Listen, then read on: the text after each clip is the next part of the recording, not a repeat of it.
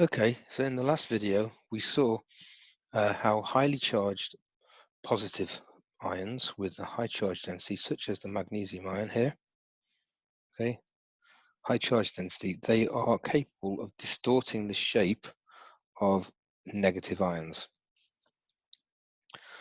They can drag, they're very, due to the high charge density, they drag some of this this negative charge cloud across, so the ions are no longer spherical, results in a poor agreement between the Born-Haber and the theoretical value.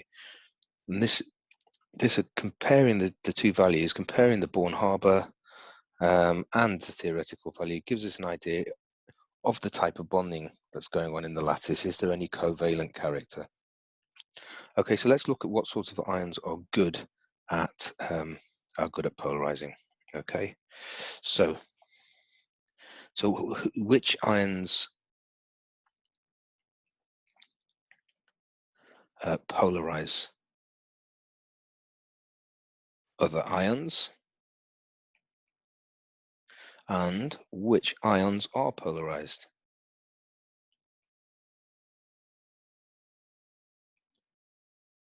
Okay, so the one that do the polarizing, that is the positive ions. They drag the charge across. And which ions get polarized? Well, that is the negative ion. They're the negative ions. So you've got the negative ion of all that charge cloud. It gets dragged over by the positive ion a bit. Okay, so which ions are good at polarizing? Okay. Right, it's ones with, so it's positive ions with a high charge density ratio.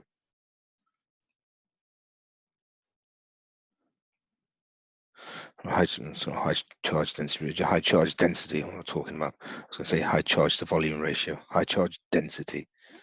Okay, so let's sort of think. Let's think which are going to be which are going to have the highest charge density. Right. Let's think about the group ones. Okay. Right. We've got little lithium there, slightly bigger sodium, and we've got much bigger potassium. Well, bigger again, potassium. Not a very good circle, that one. But you can see, right, what happens to the charge density there? It decreases as you go down, because they've all got +1 as the charge, but the volume of the ions is getting bigger as you go down the group. So which one is going to be the best at polarizing at that? It's going to be lithium, isn't it? And potassium, if you look at a chart of all the Born-Haber against theoretical values, all the potassium compounds, there's really good agreement between all of them. Potassium is not good at polarizing. Okay, so what's going to be even better than this? If you look at group 2, they're all going to be better, aren't they? Because they've got 2+. They're not just 1+. So they're going to have they're all going to have a higher charge density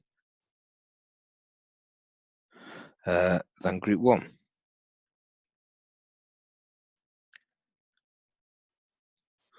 And group 3, well, if you think about aluminium, right, that is +3+, and also it's smaller than magnesium. So that's going to be very good. That's going to be very high charge density. And you may have come across it already, and if you haven't, you'll come across it in year 13.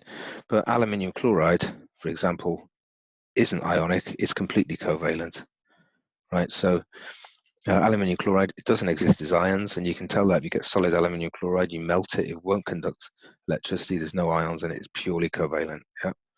And that's taking it to the extreme. Right, so let's just have a little think about the positive ions as well. You know, we have sodium, Na+, Mg2+, and Al3+. They are all isoelectronic. In other words, got the same electronic configuration. They're all 2,8. But what's happening to the the ionic radius as you go across? Well, it's not. They haven't got the same ionic radius. The ionic radius decreases as you go along. Why does it decrease? Well, sodium's got 11 protons in there, hasn't it? Atomic number 11. Magnesium's got one more. It's got 12, so it's holding the electrons tighter in there. Aluminium's got 13, so it's even tighter still. So not only is this charge increasing as you go across, but the ions are getting smaller, so the charge density of those positive ions becomes much higher as you go across. Okay, so much for the positive ions doing the polarizing. Let's talk about now about the ions which get polarized, okay? And that's which ions are polarized? It's the negative ions, okay? So I'm going to rub that out, I think.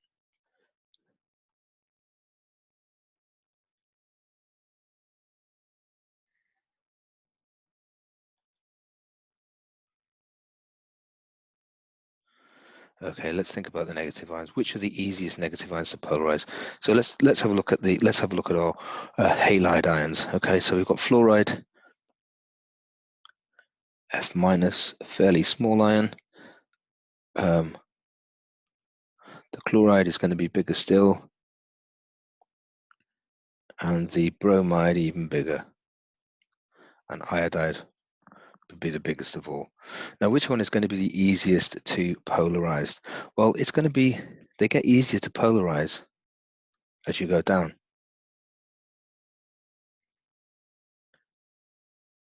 And what's the reason for that? Well, let's think about, let's say if you had a positive ion here, let's just draw let's draw sodium or something, yeah? Let's draw magnesium, because that is actually reasonably good at polarizing, isn't it? Right, so the magnesium is going to find it quite easy to attract these electrons towards it, okay? That's going to be easy to do because the nucleus for bromine is the positive nucleus in there. It's a long way away from these electrons here, isn't it? It's a long way away from the electrons there, and there's a lot of shielding, and so it's harder for the bromine nucleus to hold on to those electrons. So what happens is the magnesium drags some of them across, yeah? Now with the fluoride ion here, well, the positive nucleus is a lot closer to these negative electrons, to the electron charge cloud here, the negative charge cloud here. So it's holding on to it much better. There's less shielding. And so the magnesium has a bit of a harder job in distorting the shape of the fluoride ion. Okay, so it gets easy as the ions get bigger, so bigger negative ions, easier to polarize. Why is that? The nucleus is further away from the negative charge cloud of the electrons, and also there's more shielding because you've got more layers of electrons in there, more shells of electrons in there. Okay, so that's that. Now let's just have a look at some values just to illustrate that. So if we have a look at I've done here.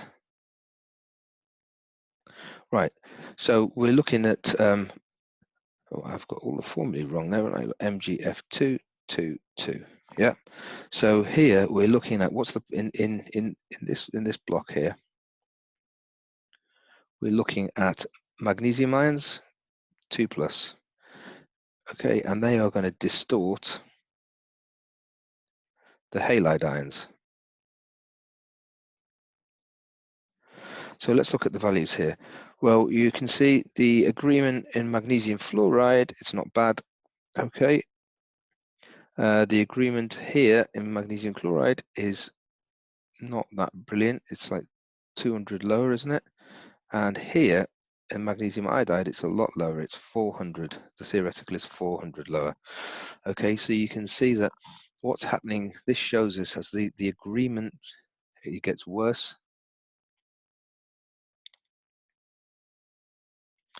Between the theoretical and the Born-Haber, the agreement is poorer. So that means, therefore, the degree of covalent character increases.